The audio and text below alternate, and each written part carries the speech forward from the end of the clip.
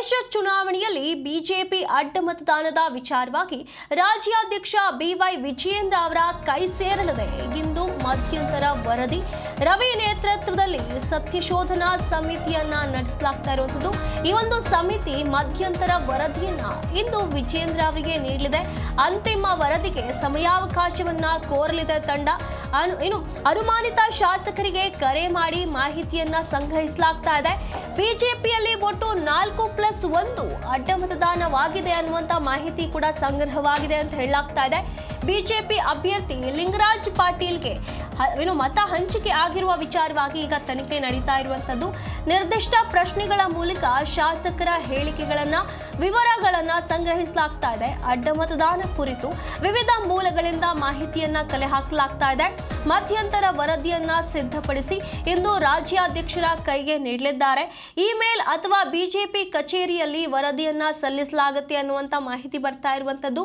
ಪರಿಷತ್ ಚುನಾವಣೆಯಲ್ಲಿ ಬಿಜೆಪಿ ಅಡ್ಡ ಮತದಾನದ ವಿಚಾರವಾಗಿ ಈಗ ಯಾರೆಲ್ಲ ಅಡ್ಡ ಮತದಾನ ಮಾಡಿದ್ದಾರೆ, ಕ್ರಾಸ್ ವೋಟ್ ಮಾಡಿದ್ದಾರೆ, ಅವರನ್ನ ಪತ್ತೆ ಹಚ್ಚುವಂತಹ ಕೆಲಸವನ್ನ ಬಿಜೆಪಿ ಈಗ ಸತ್ಯಶೋಧನಾ ಸಮಿತಿಯನ್ನ ರಚಿಸಿ ಅದರ ಮೂಲಕ ಮಾಡ್ತಾ ಇರುವಂತದ್ದು. ಹಾಗಾಗಿ ಈ ಒಂದು ಸಮಿತಿ ಮಧ್ಯಂತರ ವರದಿಯೊಂದನ್ನ ಇಂದು ಬಿಜೆಪಿ ರಾಜ್ಯಾಧ್ಯಕ್ಷರಾದಂತಹ ಬಿವೈ ವಿಜಯೇಂದ್ರ ಅವರಿಗೆ ನೀಡೋದಕ್ಕೆ ನಿರ್ಧರಿಸಿರುವಂತದ್ದು. ಹಾಗೆ ಅಂತಿಮವಾದಂತ ಒಂದು ವರದಿ ಏನು ಬರುತ್ತೆ ಆ ವರದಿಯನ್ನ ನೀಡೋದಕ್ಕೆ ಸ್ವಲ್ಪ ಸಮಯಾವಕಾಶ ಬೇಕು ಅಂತ ಹೇಳಿ ತಂಡ ಕೇಳೋದಕ್ಕೆ ಮುಂದಾಗಿರುವಂತದ್ದು. ಹಾಗಾಗಿ ಇಂದು ಇಮೇಲ್ ಮೂಲಕ ಅಥವಾ ಬಿಜೆಪಿ ಕಚೇರಿಯಲ್ಲಿ ವರದಿಯನ್ನ ಸಲ್ಲಿಕೆ ಮಾಡಲಾಗತ್ತೆ ಅಂತ ಹೇಳಲಾಗ್ತಾ ಇರುವಂತದ್ದು. ಈಗಾಗಲೇ ಬಿಜೆಪಿ ಅಭ್ಯರ್ಥಿ ಲಿಂಗರಾಜ್ ಪಾಟೀಲ್ಗೆ ಹಂಚಿಕೆ ಆಗಿರುವಂತಹ ಮತದ ವಿಚಾರವಾಗಿ ಇಲ್ಲಿ ನಿರ್ದಿಷ್ಟ ಪ್ರಶ್ನೆಗಳ ಮೂಲಕ ಶಾಸಕರಿಗೆ ಕೆಲವೊಂದಿಷ್ಟು ಪ್ರಶ್ನೆಗಳನ್ನ ಕೇಳಲಾಗ್ತಾ ಇದೆ.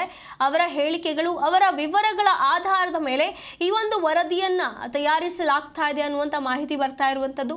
ಇಲ್ಲಿ ರಹಸ್ಯವಾಗಿ ಮತದಾನ ನಡೆದಿರುವಂತಹ ಕಾರಣ ಇಲ್ಲಿ ಯಾರು ಅಡ್ಡ ಮತದಾನವನ್ನ ಮಾಡಿದ್ದಾರೆ ಅನ್ನೋದನ್ನ ಪತ್ತೆ ಹಚ್ಚೋದು ಸ್ವಲ್ಪ ಕಠಿಣವಾದಂಥ ಕೆಲಸ. ಹಾಗಾಗಿ ಇದನ್ನ ತುಂಬಾ ಸೂಕ್ಷ್ಮವಾಗಿ ಕೈಗೊಳ್ಳೋದಕ್ಕೆ ಈ ಒಂದು ತಂಡ ರೆಡಿಯಾಗಿರುವಂಥದ್ದು.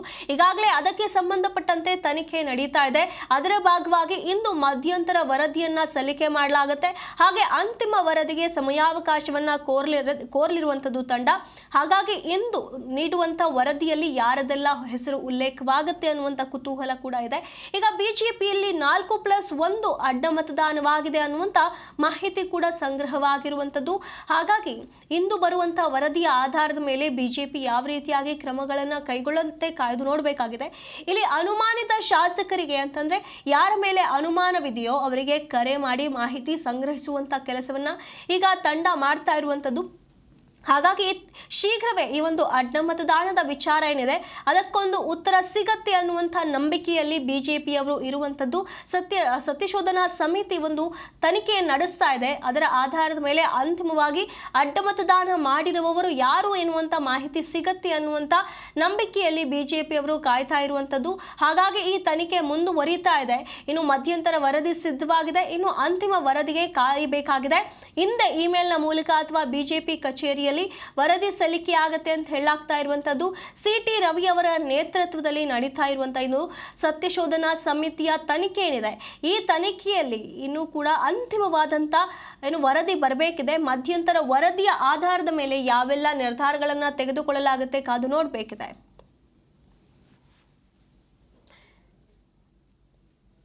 ಈ ಬಗ್ಗೆ ಹೆಚ್ಚಿನ ಮಾಹಿತಿಯನ್ನು ನಮ್ಮ ಪ್ರತಿನಿಧಿ ಜನಾರ್ದನ್ ಹೆಬ್ಬಾರ್ ನೇರ ಸಂಪರ್ಕದಲ್ಲಿ ನೀಡ್ತಾ ಹೋಗ್ತಾರೆ. ಹೆಬ್ಬಾರ್, ಇಂದು ಪರಿಷತ್ ಚುನಾವಣೆಯಲ್ಲಿ ಬಿಜೆಪಿ ಅಡ್ಡ ಮತದಾನದ ವಿಚಾರವಾಗಿ ಏನೊಂದು ಮಧ್ಯಂತರ ವರದಿಯನ್ನ ಸಲ್ಲಿಸೋದಕ್ಕೆ ಈ ಒಂದು ಸಮಿತಿ ತಯಾರಾಗಿದೆ ಅಂತ ಹೇಳಲಾಗ್ತಾ ಇದೆ. ಹಾಗಾದ್ರೆ ಈ ವರದಿಯನ್ನ ಯಾವೆಲ್ಲ ಅಂಶದ ಆಧಾರದ ಮೇಲೆ ತಯಾರಿಸಲಾಗಿದೆ ಅನ್ನುವಂಥ ಮಾಹಿತಿ ಏನಾದರೂ ಇದೆಯಾ?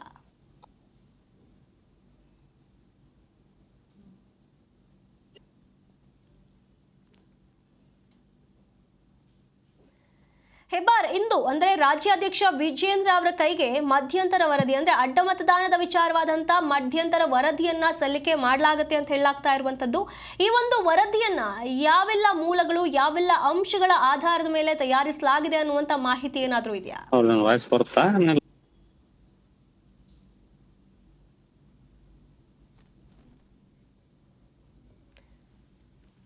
ಸಂಪರ್ಕ ಸಾಧ್ಯವಾಗಿಲ್ಲ.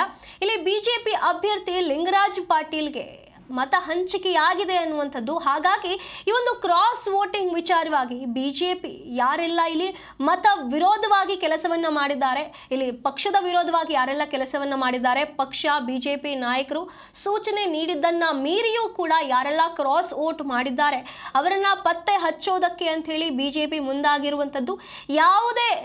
ಯಾವುದೇ ಕಾರಣಕ್ಕೂ ಕೂಡ ಈ ರೀತಿಯಾಗಿ ಅಡ್ಡ ಮತದಾನ ಮಾಡಿದ್ದವರನ್ನ ಬಿಡಬಾರದು ಅನ್ನುವಂಥ ಉದ್ದೇಶದಲ್ಲಿ ಇಲ್ಲಿ ಈ ಒಂದು ವಿಚಾರಣೆ ನಡೀತಾ ಇರುವಂತದ್ದು. ಈ ಬಗ್ಗೆ ಹೆಚ್ಚಿನ ಮಾಹಿತಿಯನ್ನ ನಮ್ಮ ಪ್ರತಿನಿಧಿ ಜನಾರ್ದನ್ ಹೆಬ್ಬಾರ್ ನೀಡ್ತಾ ಹೋಗ್ತಾರೆ. ಹೆಬ್ಬಾರ್, ನನ್ನ ಧ್ವನಿ ಕೇಳಿಸ್ತಾ ಇದೆಯಾ?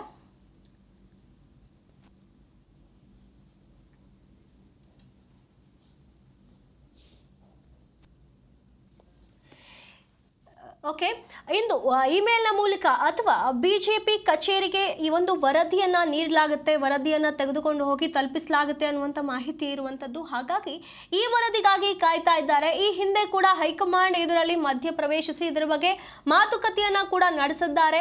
ಅಶೋಕ್ ಮತ್ತೆ ವಿಜಯೇಂದ್ರ ಇಬ್ಬರೂ ಕೂಡ ದೆಹಲಿಗೆ ತೆರಳಿ ಅಲ್ಲಿನ ವರಿಷ್ಠರ ಜೊತೆ ಕೂತು ಮಾತನಾಡಿದ್ದಾರೆ. ಅಡ್ಡ ಮತದಾನದ ವಿಚಾರವಾಗಿ ಪಕ್ಷದ್ರೋಹಿ ಕೆಲಸವನ್ನ ಮಾಡಿರುವವರ ವಿರುದ್ಧ ಕಠಿಣ ಕ್ರಮ ತೆಗೆದುಕೊಳ್ಳಬೇಕು ಅಂತ ಹೇಳಿ ಹೈಕಮಾಂಡ್ ಕೂಡ ಸೂಚನೆಯನ್ನ ನೀಡಿರುವಂತದ್ದು. ಹೈಕಮಾಂಡ್ ಭೇಟಿಯ ನಂತರ ಇಬ್ಬರು ನಾಯಕರು ಕೂಡ ಸೈಲೆಂಟ್ ಆಗಿದ್ದಾರೆ, ಮೌನವನ್ನ ತಾಳಿದ್ದಾರೆ. ಯಾಕೆ ಈ ರೀತಿಯಾಗಿ ಏನು ನಿರ್ಧಾರವನ್ನ ತೆಗೆದುಕೊಳ್ಳಲಾಗ್ತಾ ಇದೆ ಅನ್ನುವಂಥ ಕುತೂಹಲ ಕೂಡ ಇರುವಂತದ್ದು. ಈ ಬಗ್ಗೆ ಹೆಚ್ಚಿನ ಮಾಹಿತಿಯನ್ನು ನಮ್ಮ ಪ್ರತಿನಿಧಿ ಜನಾರ್ದನ್ ಹೆಬ್ಬಾರ್ ನೀಡ್ತಾ ಹೋಗ್ತಾರೆ. ಹೆಬ್ಬಾರ, ನನ್ನ ಧ್ವನಿ ಕೇಳಿಸ್ತಿದ್ಯಾ ನಿಮ್ಗೆ?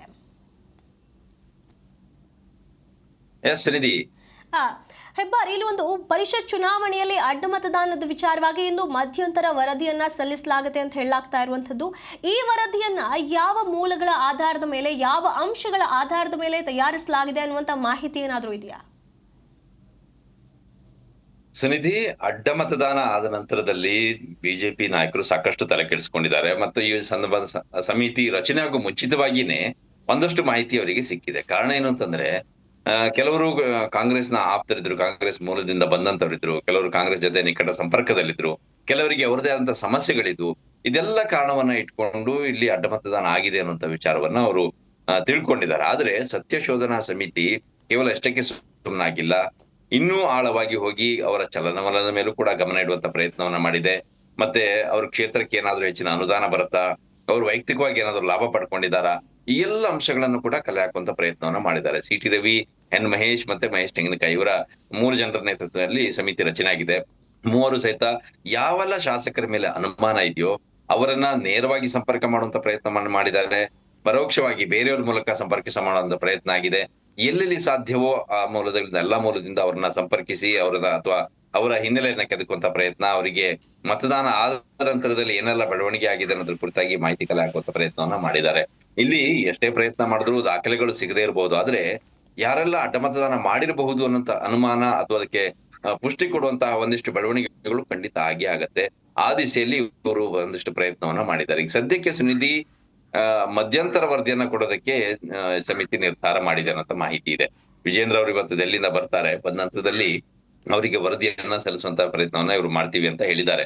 ಸಂಜೆ ಅಷ್ಟೊತ್ತಿಗೆ ಬರಬಹುದು ಅಂತ ನಿರೀಕ್ಷೆ ಇದೆ. ಸಿ.ಟಿ. ರವಿ ಅವರು ಖುದ್ದಾಗಿ ಹೋಗಿ ವರದಿಯನ್ನ ಸಲ್ಲಿಸ್ತಾರೆ. ಅವರಿಗೆ ಕೊಟ್ಟು ಏನೆಲ್ಲ ಅಂಶಗಳಿದಾವೆ ಅನ್ನೋದನ್ನು ಕೂಡ ವಿವರಿಸ್ತಾರೆ. ಕೇವಲ ವರದಿ ಕೊಟ್ಟಿರೋದಷ್ಟೇ ಅಲ್ಲ, ಯಾವೆಲ್ಲ ಮೂಲದಿಂದ ಮಾಹಿತಿ ಕಲೆ ಹಾಕಿದೀವಿ, ಏನೆಲ್ಲ ಆಗಿದೆ, ಮತ್ತೆ ಮಧ್ಯಂತರ ವರದಿಯನ್ನ ಯಾಕೆ ಕೊಟ್ಟಿದೀವಿ ಅನ್ನೋ ವಿಚಾರವನ್ನು ಕೂಡ ಅವ್ರು ಹೇಳ್ತಾರೆ. ಈಗ ಮಧ್ಯಂತರ ವರದಿಯಲ್ಲಿ ಏನೆಲ್ಲ ಅಂಶಗಳನ್ನ ದಾಖಲೆ ಮಾಡಿದಾರೋ ಅದಕ್ಕೆ ಪೂರಕವಂತ ಸಾಕ್ಷಿ ಕಲೆ ಹಾಕುವಂತ ಪ್ರಯತ್ನ, ಆ ನಂತರದಲ್ಲಿ ಸಂಪೂರ್ಣ ವರದಿಯಲ್ಲಿ ಯಾವೆಲ್ಲ ಶಾಸಕರು ಅಡ್ಡ ಮತದಾನ ಮಾಡಿರಬಹುದು ಅನ್ನೋ ಅವರ ಹೆಸರನ್ನ ಉಲ್ಲೇಖಿಸುವಂತಹ ಪ್ರಯತ್ನವನ್ನು ಕೂಡ ಈ ಸಮಿತಿ ಮಾಡ್ಲಿಕ್ಕಿದೆ. ಬಹುಶಃ ಇವತ್ತಿನ ವರದಿಯಲ್ಲಿ, ಮಧ್ಯಂತರ ವರದಿಯಲ್ಲಿ ಯಾವುದೇ ಶಾಸಕರ ಹೆಸರನ್ನ ಉಲ್ಲೇಖಿಸಿದೆ, ಅಡ್ಡ ಮತದಾನ ಯಾರೆಲ್ಲ ಮಾಡಿದ್ದಾರೆ ಅನ್ನೋದನ್ನ ಉಲ್ಲೇಖಿಸಿದೆ, ಯಾವೆಲ್ಲ ಕಾರಣಕ್ಕೆ ಆಗಿರಬಹುದು ಅನ್ನೋಂತ ಮಾಹಿತಿಯನ್ನ ಅದರಲ್ಲಿ ಸಂಗ್ರಹಿಸಿ ತಿಳಿಸ್ತಾ, ಜೊತೆಗೆ ಎಷ್ಟು ಜನ ಮಾಡಿರಬಹುದು ಅನ್ನೋದನ್ನು ಕೂಡ ಈ ಸಂದರ್ಭದಲ್ಲಿ ಉಲ್ಲೇಖ ಮಾಡುವಂತ ಸಾಧ್ಯತೆ ಇದೆ. ಸದ್ಯಕ್ಕಿರುವಂತಹ ಮಾಹಿತಿ ಪ್ರಕಾರ 4+1 ಅಂದ್ರೆ 4 ಜನ ಅಡ್ಡ ಮತದಾನ ಮಾಡಿದ್ದಾರೆ, ಒಬ್ಬರು ಅಸಿಂಧು ಮಾಡಿದ್ದಾರೆ. ಇದು ಉದ್ದೇಶಪೂರ್ವಕವಾಗಿ ಮಾಡಿರುವಂತಹ ಅಸಿಂಧು ಅನ್ನೋದು ಕೂಡ ಇಲ್ಲಿ ಸ್ಪಷ್ಟ ಆಗಿದೆ. ಆದ್ರೆ ಯಾವೆಲ್ಲ ಕಾರಣಕ್ಕಾಗಿದೆ, ಏನೆಲ್ಲ ಅಂಶಕ್ಕೆ ಒಳಗಾಗಿದ್ದಾರೆ, ಇದೆಲ್ಲ ಅಂಶಗಳನ್ನು ಕೂಡ ಮುಂದಿನ ದಿನಗಳಲ್ಲಿ ಸಂಗ್ರಹಿಸಿ ಪೂರ್ಣ ವರದಿಯನ್ನ ಕೊಡುವಂತ ಸಂದರ್ಭದಲ್ಲಿ ಅದರಲ್ಲಿ ದಾಖಲು ಮಾಡ್ಲಾಗತ್ತೆ ಅನ್ನೋ ಮಾಹಿತಿ ಇದೆ. ಇವತ್ತು ಮತ್ತೊಮ್ಮೆ ಇವರೆಲ್ಲರೂ ಕೂಡ ಸಮಿತಿ ಸದಸ್ಯರು ಮೂವರು ಒಂದ್ ಕಡೆಯಲ್ಲಿ ಸೇರುವಂತಹ ಸಾಧ್ಯತೆ ಇದೆ. ಸೇರಿ ಅಲ್ಲಿ ವರದಿಯನ್ನ ಮತ್ತೊಮ್ಮೆ ಅವರು ಪರಿಶೀಲಿಸಿ ವರದಿಯನ್ನ ಸಲ್ಲಿಸುವಂತ ಕೆಲಸ ಆಗತ್ತೆ. ಈಗಾಗಲೇ 3-4 ಬಾರಿ ಮೀಟಿಂಗ್ ಅನ್ನ ಮಾಡಿದ್ದಾರೆ ಇವರೆಲ್ಲ ಸೇರಿ. ಅವರೆಲ್ಲ ಸೇರಿ ಅವರವರ ಮೂಲದಲ್ಲಿ ಮಾಹಿತಿ ಸಂಗ್ರಹಿಸುವಂತ ಕೆಲಸವನ್ನ ಪ್ರತ್ಯೇಕವಾಗಿ 3 ಸದಸ್ಯರು ಸಮಿತಿಯಲ್ಲಿರುವಂತಹ 3 ಸಹಿತ ಪ್ರತ್ಯೇಕವಾಗಿ ಎಷ್ಟು ಸಾಧ್ಯವೋ ಅಷ್ಟು ಮಾಹಿತಿಯನ್ನ ಸಂಗ್ರಹಿಸುವಂತ ಕೆಲಸವನ್ನ ಮಾಡಿದ್ದಾರೆ ಅನ್ನುವಂತ ಮಾಹಿತಿ ಇದೆ. ಇವತ್ತು ಸಂಜೆ ವರದಿ ಸಲ್ಲಿಕೆಯಾದ ಬಳಿಕ ಆ ಪ್ರತಿಯನ್ನ ಹೈಕಮಾಂಡ್ಗೂ ಕೂಡ ತಲುಪಿಸ್ಲಿಕ್ಕಿದ್ದಾರೆ. ಯಾಕಂದ್ರೆ ವಿಜೇಂದ್ರ ಮತ್ತು ಆರ್ ಅಶೋಕ್ ಅವರೆಲ್ಲ ದೆಹಲಿಗೆ ಹೋದಂತ ಸಂದರ್ಭದಲ್ಲಿ ಹೈಕಮಾಂಡ್ ಈಗಾಗಲೇ ಅವರ ಹತ್ರ ಮಾಹಿತಿ ಕೇಳಿದೆ. ಏನ್ ಕ್ರಮ ತೆಗೆದುಕೊಳ್ತೀರಿ ಅಥವಾ ಮುಂದೆ ಏನು ಮಾಡ್ಬೇಕು ಅಂತಿದ್ದೀರಿ ಅದನ್ನೆಲ್ಲವನ್ನು ಅತಿ ಶೀಘ್ರದಲ್ಲಿ ಮಾಡಿ ವರದಿಯನ್ನ ಸಮಿತಿಯನ್ನ ರಚನೆ ಮಾಡಿದ್ದೀರಿ, ಆ ವರದಿಯನ್ನ ನಮಗೂ ಕೂಡ ತಲುಪಿಸಿ ಅನ್ನುವಂತ ಮಾತನ್ನ ಅವ್ರು ಹೇಳಿದ್ದಾರೆ. ಸೊ ಇವತ್ತು ಸಂಜೆ ಅಷ್ಟೊತ್ತಿಗೆ ಸತ್ಯ ಶೋಧನಾ ಸಮಿತಿ ಅಡ್ಡ ಮತದಾನ ಕುರಿತಾಗಿ ರಚನಾದಂತ ಸಮಿತಿ ಮಧ್ಯಂತರ ವರದಿಯನ್ನ ಸಲ್ಲಿಸ್ಲಿಕ್ಕಿದೆ. ಸನ್ನಿಧಿ, ಧನ್ಯವಾದಗಳು ಹೆಬ್ಬಾರ್ ನಿಮ್ಮೆಲ್ಲ ಮಾಹಿತಿಗಾಗಿ.